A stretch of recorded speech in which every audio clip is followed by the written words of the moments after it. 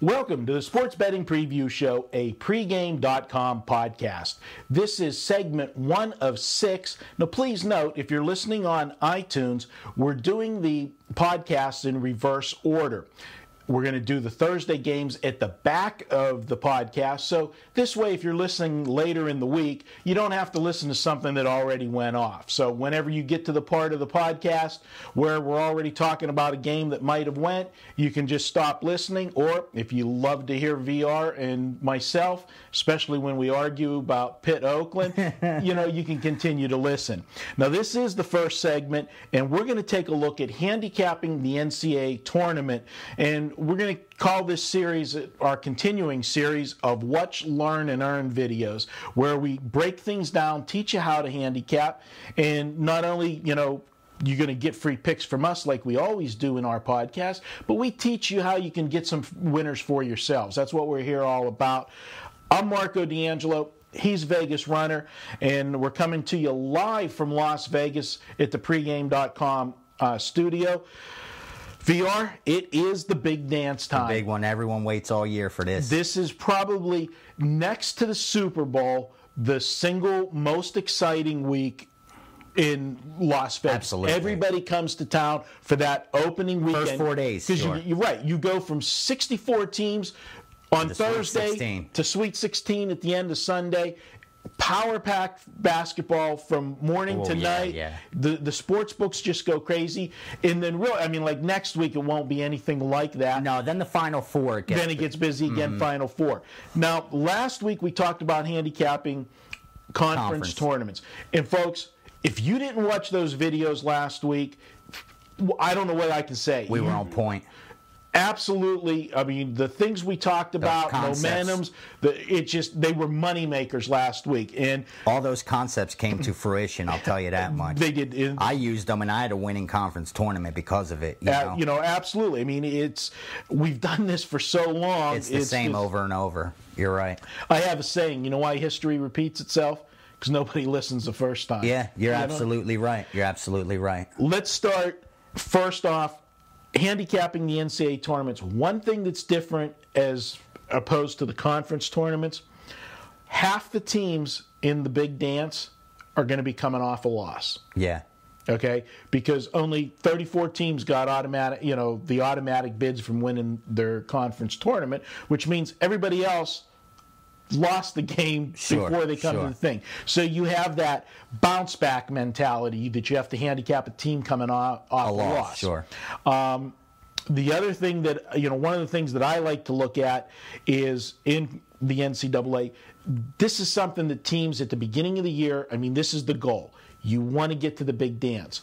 There are going to be teams every year that this is either going to be the first time they made it or what I say first time in a long time. And I put the long time as 5 years. And the reason I use 5 years, because if you've got a 5-year window, that means no player on this current team has gone there. So, and I think that it's a big factor to look at because sometimes just getting here is enough for teams. Everybody wants to go on and win, but realistically, for some, it's their season goal. For teams, your top tier teams, they don't just want to be here. They know they're getting in from the beginning of the season. They're in the top 20. They know they're getting in. So their goal's a little different. North Carolina might have missed the memo. Yeah, but for a lot of teams, they already know. Your Kansases, your teams like that, their goal isn't to get in. And it isn't even the Sweet 16. I like to classify and isolate them as Final Four ready, Sweet 16 ready, and happy to be here ready. You know what I mean? I think it's those three tiers that teams get to. Like, they're the next step. Like, all right, we won a first round game or we won a second round game. We didn't win a second round game, so their next goal is Sweet 16. Right. Then after that, it becomes Final Four. And if you're lucky, you go to the Final Four enough, like a UCLA, and its goal is then win a championship. So I think you could definitely isolate teams under those three. No, what I do is I have a long checklist of different things that I like to look at. And I'm going to run through some of them, and we can just, kind of quickly spar on them or so forth and move on. We're at the halfway point of the podcast already, so we'll try to keep it brief on each point. I think veteran coaches have an advantage in this tournament, especially game 2. Whenever they play, like this week or next week, the first game, you got a whole week to prepare for it. The coaches can get themselves set, game plan, blah, blah, blah. But then when you play the Thursday game and you have to come back Saturday, you've got a one-day turnaround to prepare for a team. It's not like the conference tournament where you play a team twice. Yeah. You're playing a team you've never played before. Yeah. So now in an arena you've never played at. Exactly. It's a veteran coach, I think, has an advantage, and they've done it before. They know how to prepare for that second game. That's one thing that I take note of. Another thing is I look at how the teams got here. Did the team get here at an at-large bid, or did they get here going through a grueling conference tournament, 4 games, 4 days, a war? They won their way in, and a lot of people get excited about that, but a lot of times it took too much out of you. You took the tank's empty when you finally there's not enough recuperation time between Saturday, Sunday, and Thursday. I mean, let's tell it like it is, because you have to game plan. You know who you're playing. You have to practice. So it's not like they have 3 days off to say you go to sleep, you rest your body, you rejuvenate. I mean, they're right back at it, and they're at work right after Selection Sunday. The other thing is, how big was the game that if they came in from winning their conference tournament? How big was that game? Did they do what they were supposed to do? Were they the favorite to win the conference tournament? Like Butler. Were they the regular season champ and the tournament champ? Or was it a case like, and the perfect example of this is this year, St. Mary's and Gonzaga. Right. Gonzaga dominated the conference. Beat them twice during the regular season. St. Mary's was great against everybody, except they couldn't get over Gonzaga. Then they get to the conference tournament, and they upset Gonzaga. Did that take too much out of a St. Mary's team, beating that team that beat them twice during the regular season? So that's another angle that I like to look at. Another thing is, does a team have something to prove?